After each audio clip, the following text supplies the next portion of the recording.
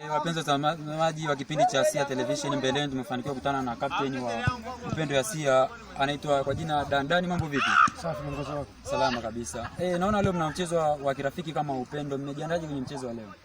Tumejiandaa vizuri, tumefanya wiki nzima na mpaka kufikia jana kwa salama, kwa wazima. Kwa hiyo tutokana na mechi nzuri na Mungu akipenda basi tutashinda. Upendo FC inafanya vizuri sana kwenye soka la Asia na kuiwakilisha vizuri mkoa wa Kilimanjaro. Kuna nguvu yote nyuma yenu ya uzamu mnayoitegemea?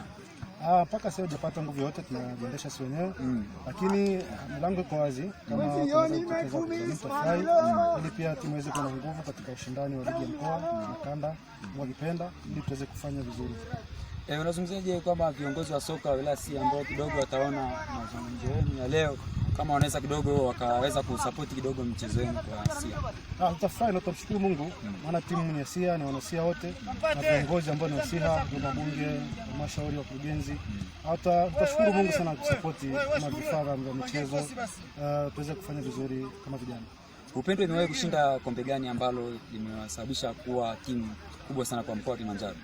Upendo imewahi kuchukua ubingwa wa mkoa mwaka 2009.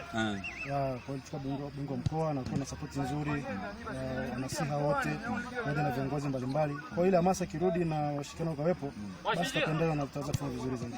Tunaona mnacheza na mchezo na Ngare. Unazungumzaje mchezo wa leo pia kwa jumla? Mchezo mzuri wa ushindani, maana Ngare ni watu ambao tunacheza nao mechi nzuri na tunaamini kabisa kwamba tutakuwa na mechi ambayo ni ushindani na Mungu akipenda basi tutaangalia matokeo yatakavyokuwa mshoni.